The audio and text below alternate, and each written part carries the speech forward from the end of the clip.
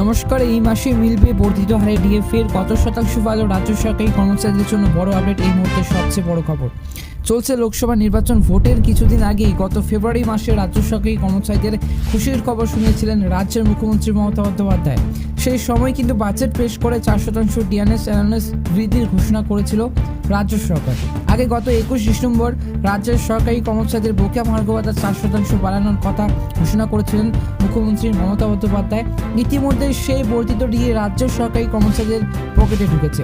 তবে এই মুহূর্তে আবারও কিন্তু ডিএ বাড়তে পারে, এমনটাই কিন্তু জানালো রাজ্যের মাননীয় মুখ্যমন্ত্রী মমতা বন্দ্যোপাধ্যায়। বিগত সময়ে কিন্তু 3 দফায় ডিএ বৃদ্ধি লওয়ার পর বর্তমানে এই যে 14% হারে বকেয়া মহার্ঘ ভাতা পাচ্ছেন রাজ্য সরকারি কর্মীরা, যদিও কিন্তু কেন্দ্র সরকারি কর্মচারীদের বা কেন্দ্রীয় হারে বকেয়া মহার্ঘ ভাতা দেওয়ার দাবিতে অনল সরকারি কর্মচারীরা অনল রয়েছেন। সরকারি কর্মচারীরা, সমস্ত সরকারি কর্মচারীরা রাজ্য বাজেটের দিনও কিন্তু সরকারি কর্মচারীদের আরও 4% কিন্তু ডিএ বৃদ্ধির কথা ঘোষণা করা হলেও তাতে কিন্তু একেবারে খুশি নন তারা। এদিকে এই আবহে প্রশ্ন উঠেছে, বর্ধিত এই 4% ডিএ কবে থেকে পাবেন রাজ্য সরকারি কর্মচারীরা? জেনে নিন আজকের এই ভিডিওতে। জানিয়ে রাখি, বেতনের সঙ্গে বর্ধিত ডিএ মিলবে মে মাস থেকে। বাজেটেই এই ঘোষণা করা হয়েছিল।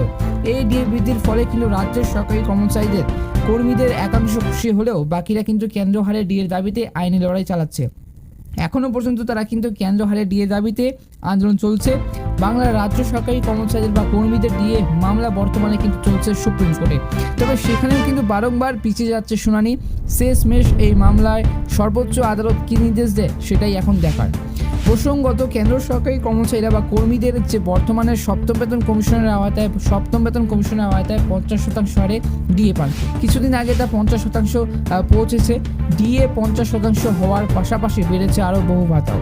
এই যে আবহে কেন্দ্র সরকারি কর্মচারীদের বা কেন্দ্র হারে সরকারি কর্মচারীদের হারে ডিএর দাবিতে কিন্তু অনড় রাজ্য সরকারি কর্মচারীরা।